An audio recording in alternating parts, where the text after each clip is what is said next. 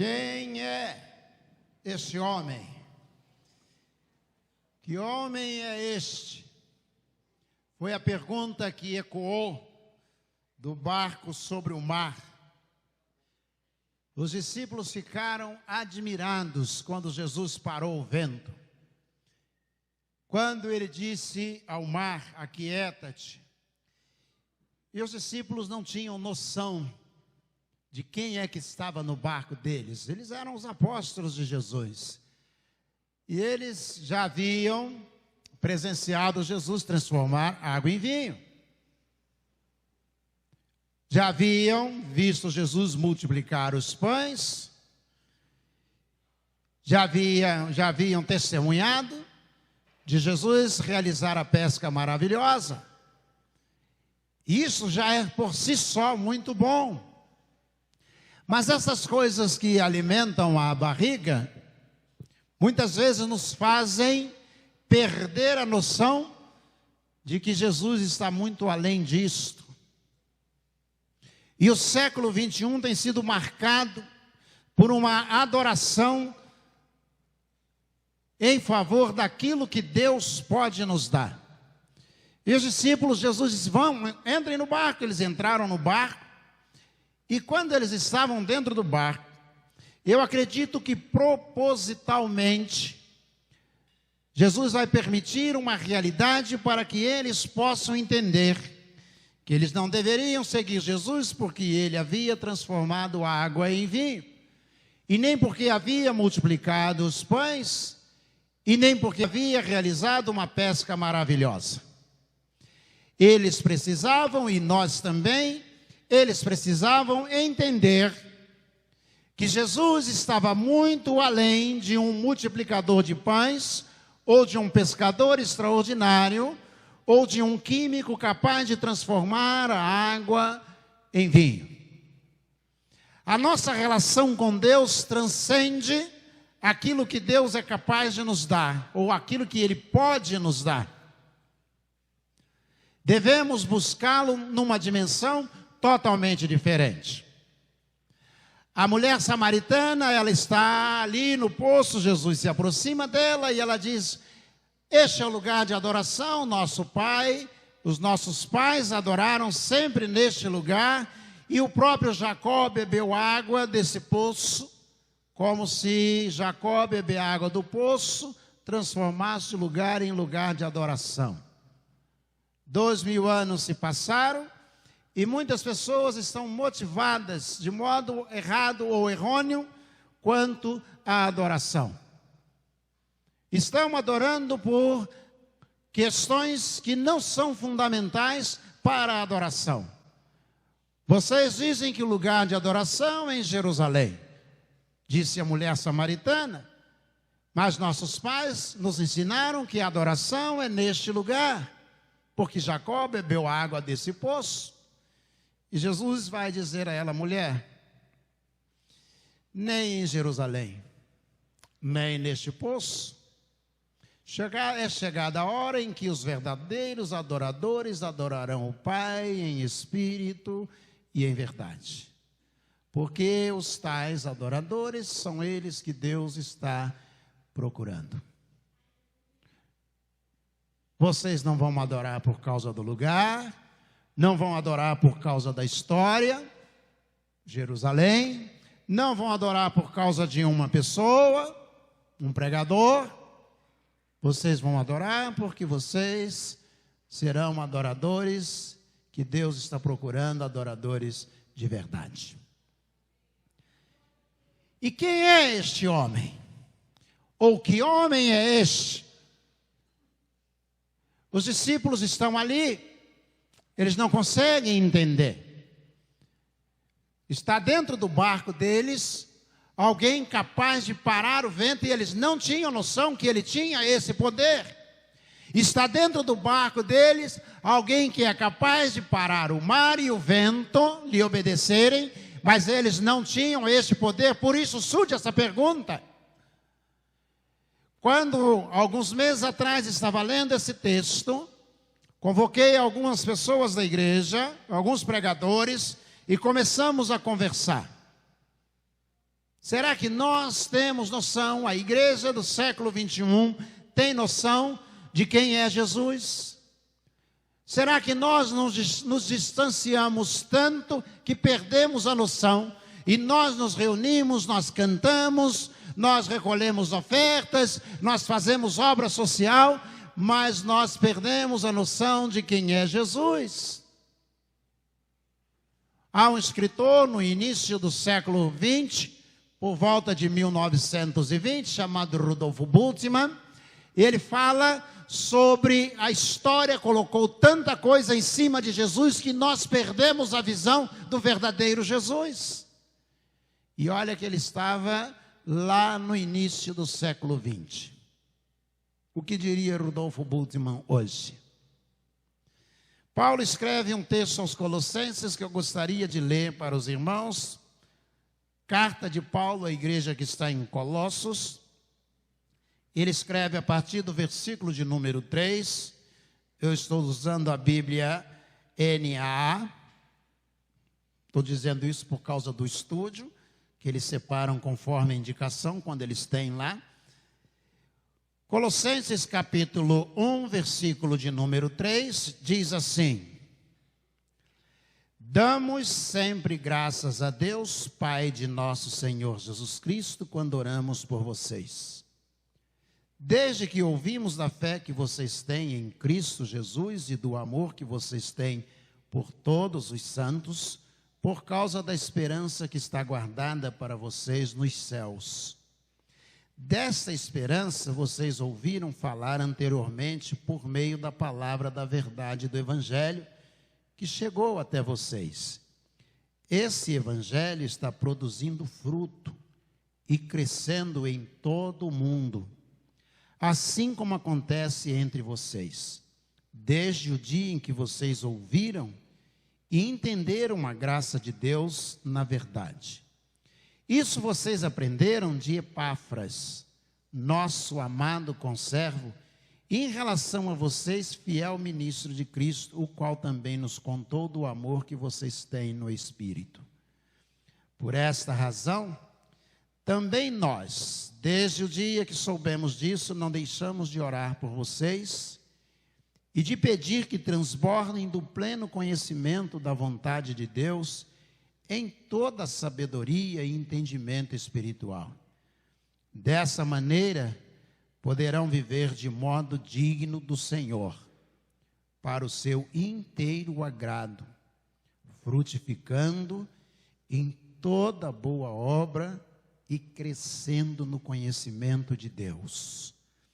Assim, vocês serão fortalecidos com todo o poder, segundo a força da sua glória, em toda a perseverança e paciência, com alegria, dando graças ao Pai que os capacitou a participar da herança dos santos na luz. Ele nos libertou do poder das trevas e nos transportou para o reino do seu Filho amado, em quem temos a redenção, a remissão dos pecados.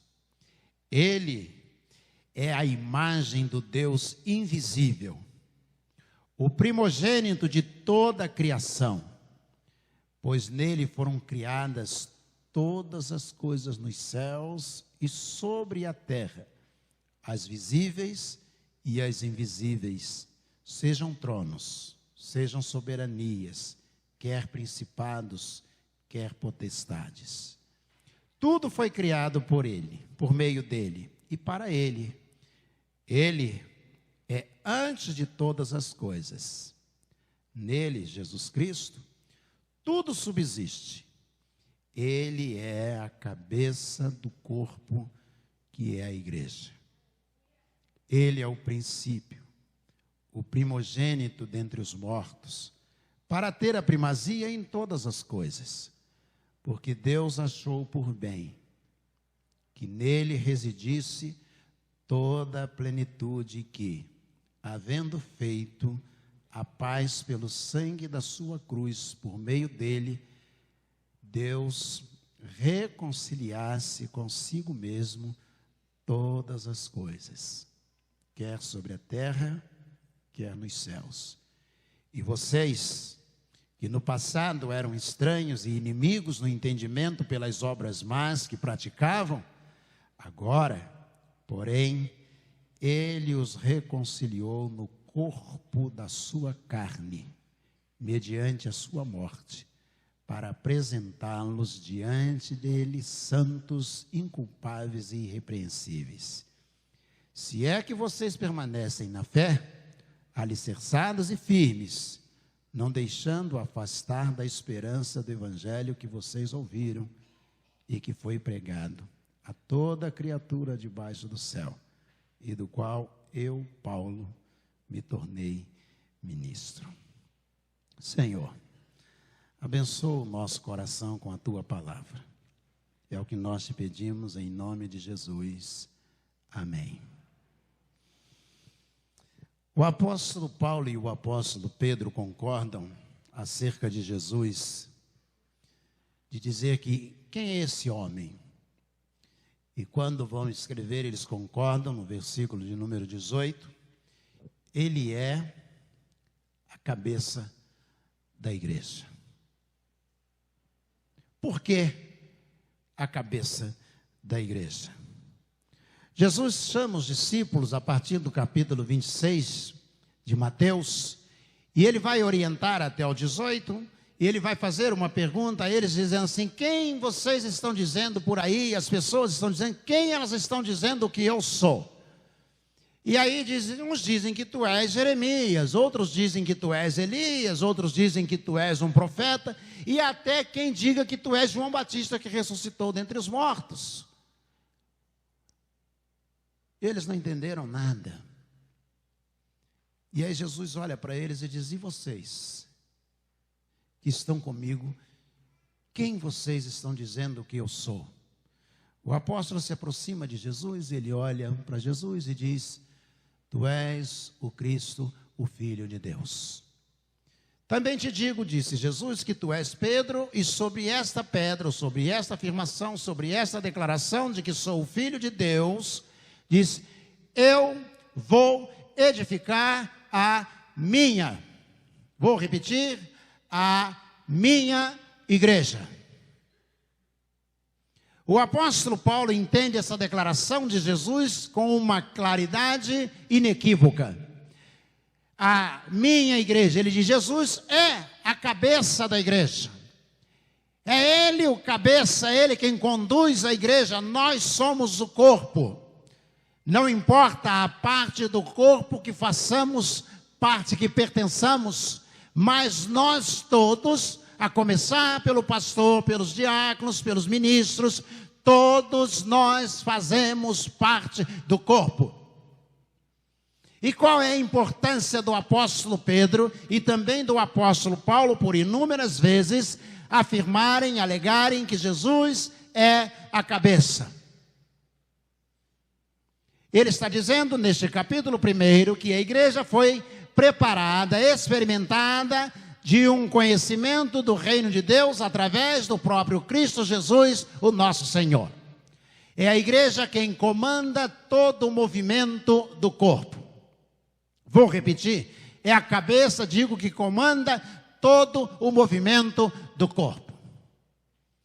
O pé não se mexe. Nós temos aqui um cérebro, temos neurônios aqui dentro que vão formar essa massa, e esses neurônios têm caudas que vão para todo o corpo, conhecidas como axônios, e eles são formados de pequenos segmentos chamados dendritos. O cérebro manda atividade elétrica para a perna e ela se movimenta. Manda para a outra perna e ela se movimenta. O cérebro faz com que eu consiga falar, com que eu consiga ver, com que eu consiga me deslocar. Tudo isso é comandado pelo cérebro. O pé anda, mas quem manda ele andar é o cérebro. A mão trabalha, mas quem manda trabalhar é o cérebro. A boca fala, mas quem manda ela falar é o cérebro. Então o apóstolo está dizendo, mas ele é o cabeça. Nós todos estamos ligados a esta cabeça, que é Cristo Jesus. Por que ele faz questão de dizer isso à igreja que está em Colossos, faz questão de dizer isso à igreja que está em Corinto, faz questão de dizer isso à igreja que está em Éfeso, as igrejas da Ásia Menor, a igreja da Acaia? Qual o motivo de fazer? É porque todas as igrejas serão comandadas por Cristo Jesus. Imagine você, Paulo mesmo escreve dizendo, imagine se o pé disser, eu sou o pé e não preciso do olho, como ele vai se deslocar se não puder enxergar? Imagine que a mão diga, eu sou mão e eu não preciso da boca. Para quê? Como que a mão vai receber voz de comando ou pedir ajuda ou então interagir para que possa produzir? Todos nós somos coordenados pelo cabeça da igreja, que é Cristo Jesus. Algumas pessoas precisam repetir inúmeras vezes determinada tarefa para que possam se aperfeiçoar. Ninguém pegou uma guitarra e começou a tocar a guitarra no mesmo dia, ninguém pegou um piano e começou a tocar o piano, música ao piano, sem que tivesse que repetir e o cérebro fosse se acostumando e comandando até que a mão pudesse obedecer, no caso do piano. Quando nós aceitamos Jesus, nós recebemos um Senhor. E nós imediatamente nos tornamos servos do Senhor. Quando isso se desregula, quando esta relação ela é comprometida, podemos lembrar, por exemplo, de alguém que tem a mão treme sozinha, ou que o pé treme sozinho, que há movimentos não coordenados, não determinados. Por que que isso acontece? Porque a atividade elétrica cerebral está vazando pelo dendrito e quando ela atinge o músculo, ela provoca movimento sem que o cérebro esteja comandando. O indivíduo que não recebe orientação, determinação, mas que movimenta-se por si só, perdendo a energia do reino de Deus, ele vive em descompasso, em movimentos que não têm a aprovação do cérebro ou da cabeça, que é Cristo Jesus. Lembro-me de um rapaz que, quando eu ainda era seminarista em São João, ele disse assim, eu vou procurar uma igreja do meu jeito. Você pode ir para qualquer lugar, você terá que ser servo de Jesus Cristo. Você pode comprar a Bíblia de qualquer tradução, você terá que ser servo de Jesus Cristo. Você pode cantar o hino que você quiser escolher, você terá que ser servo de Jesus Cristo. Porque o que muda não é a música, o que muda não é o lugar, o que muda não é a pregação, o que muda é o indivíduo que se aproxima de Jesus para viver uma vida cristã. Porque a cabeça é quem dá o comando, o pé não determina como que vai ser, mas é a cabeça quem vai dar o comando. É ele quem capacita. Paulo está escrevendo à igreja que está em Colossos, dizendo, vocês são treinados por Jesus, vocês receberam conhecimento dado por Jesus, vocês são influenciados, vocês são comandados por Jesus Cristo, que é a cabeça. Ninguém pode dizer que é servo se não estiver recebendo ordem da cabeça. João escreve acerca de Jesus no capítulo 15, dizendo no Evangelho de Jesus, ele escreve dizendo que Jesus diz assim, eu sou a videira e vós as varas. Se você estiver ligado ou grudado em mim, você vai produzir frutos para o reino de Deus. Mas se você não estiver ligado em mim, não estiver recebendo da seiva, ou recebendo, se preferir, da cabeça, a atividade elétrica cerebral, diz, você não vai produzir frutos, será cortado e lançado fora para ser queimado. Lembro-me de uma experiência de um homem que teve gangrena.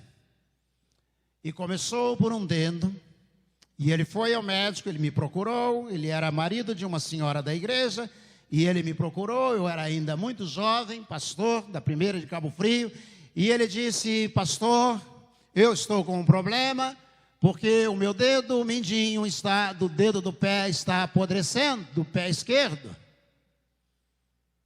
E eu disse a ele: mas por que isso está acontecendo? Tinha 26 anos de idade. E ele disse: não há mais circulação sanguínea, não há mais oxigenação, e está entrando em putrefação. E tem que ser cortado. E eu disse: tem certeza que tem que ser cortado?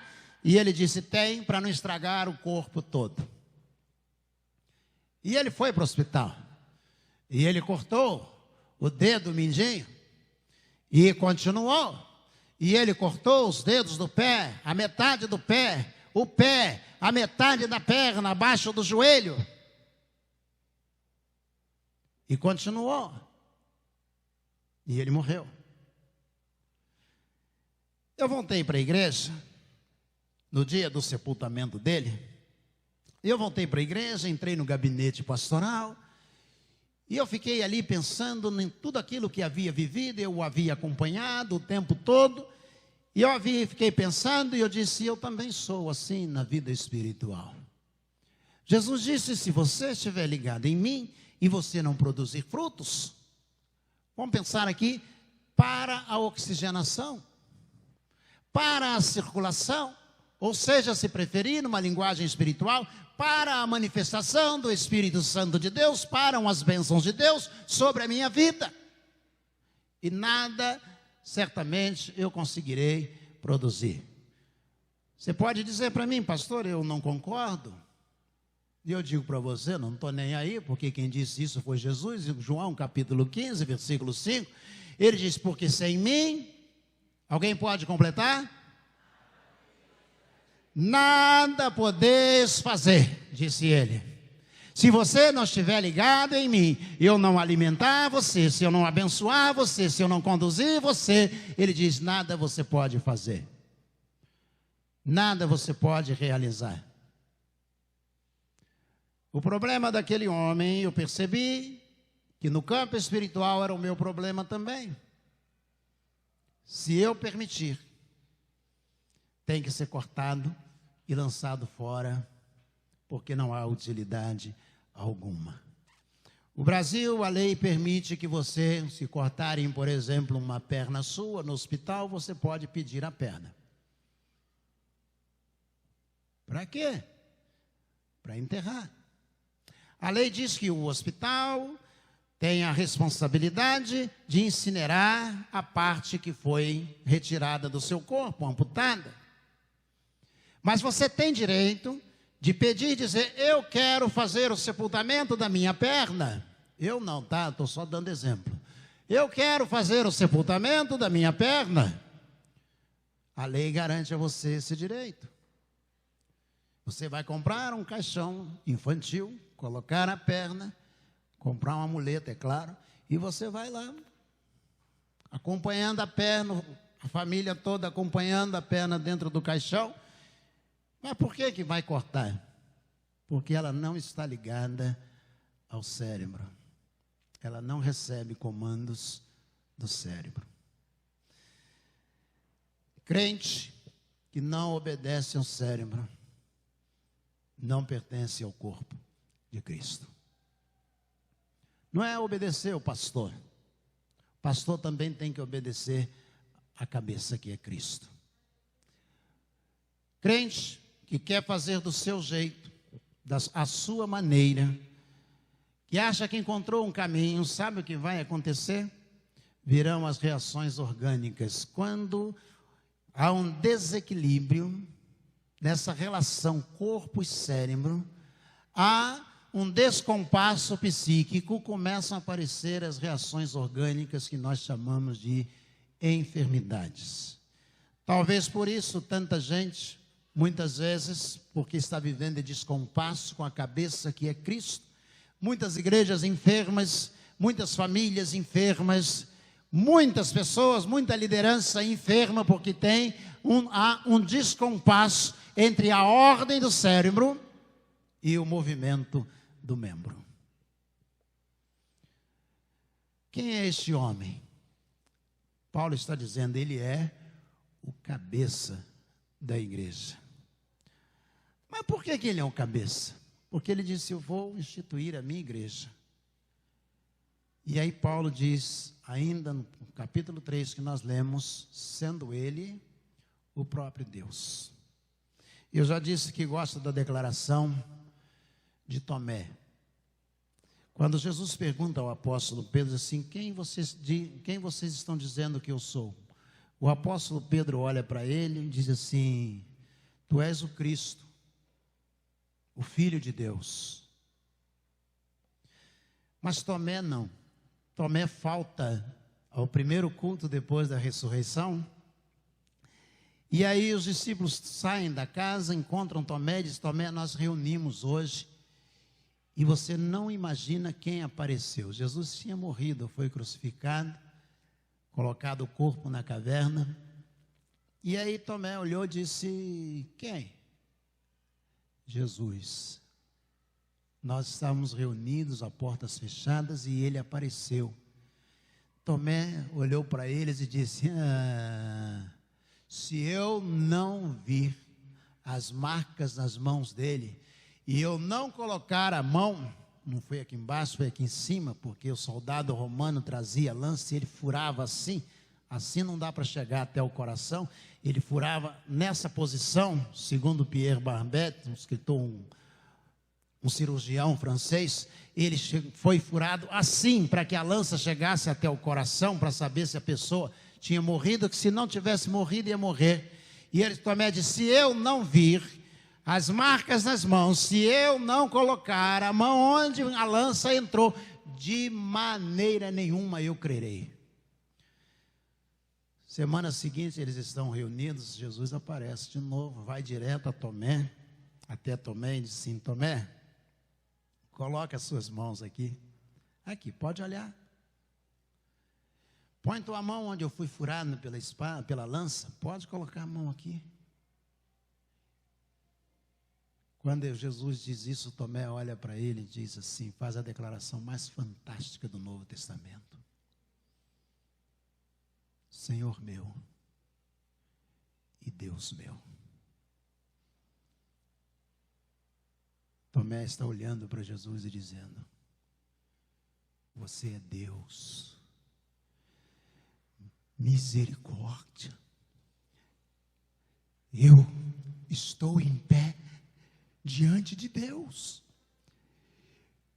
Talvez para você não tenha tanto significado, mas imagine um judeu criado no judaísmo, e que o capítulo 20 de Êxodo, versículo 3 diz, não farás para ti imagens, esculturas, não te encurvarás a elas, não as adorarás, somente o Senhor teu Deus adorarás, e somente a Ele servirás. Você não vai ter outro Deus, só Yahvé, é o único Deus que está no céu. E esse homem criado com essa determinação, ele olha para Jesus e diz, você é Deus que está aqui diante de mim. Que homem é este? Para o apóstolo Pedro, tu és o Cristo, o Filho de Deus. Para Tomé, você é o próprio Deus. Irmão, quando você escolhe a sua roupa, quando você toma o seu café da manhã, quando você canta um hino, quando você faz uma oração, você não pode esquecer que você se relaciona, está se relacionando com o Deus eterno, Criador de todas as coisas. Que quando você levanta a mão e diz, Deus, segura na minha mão, você está pedindo, conversando com o Deus, que é o Senhor de todas as coisas. É isso que Paulo está dizendo à igreja que está em Colossos, aos Colossenses. Ele é o próprio Deus. Eu gosto de contar uma experiência de Billy Graham, o grande pregador, viveu na Califórnia e pregou o mundo inteiro por décadas. Eu acho que é o maior evangelista dos tempos modernos. Billy Graham diz que um dia estava andando no quintal de sua casa e ele disse que ele viu, estava andando e de repente ele pisou num formigueiro. E ele pisou sem notar e de repente ele viu as formigas correndo de um lado para o outro, ele se afastou. E ele viu aquela cena e conta a Billy Graham que ele disse às formigas: me desculpem, eu não queria destruir a casa de vocês. Mas elas continuavam correndo de um lado para o outro do mesmo jeito, e ele disse que se ajoelhou no gramado, olhou mais perto das formigas e disse: me desculpem, eu não queria destruir a casa de vocês. Então diz Billy Graham que elas continuavam correndo, e ele percebeu que só haveria um jeito dele conversar com elas. E diz ele: se eu me tornasse uma formiga, elas me entenderiam. Então ele disse que no insight, ele disse: foi isso que Deus fez. Deus mandou os profetas e os homens continuaram correndo de um lado para o outro, e eles dizendo: Deus ama vocês. E Deus mandou os reis, e eles vieram, e os homens continuaram correndo de um lado para o outro, sem ouvir a voz de Deus. E ele mandou os juízes, e os homens continuaram correndo sem ouvir a voz de Deus. E aí, diz Billy Graham, e Deus disse: só há um jeito deles me entenderem: se eu me transformar em homem como eles. E aí Paulo escreve dizendo: sendo ele o próprio Deus, não teve por usurpação ser igual a Deus, mas antes aniquilou-se e desceu, e foi achado na forma de homem, e sendo homem tornou-se servo, e sendo servo aceitou morrer, e morrer a morte de cruz. Tomé olhou e disse: você é Deus. Irmãos, nós nos relacionamos com Deus o tempo todo, e não podemos esquecer quem Ele é.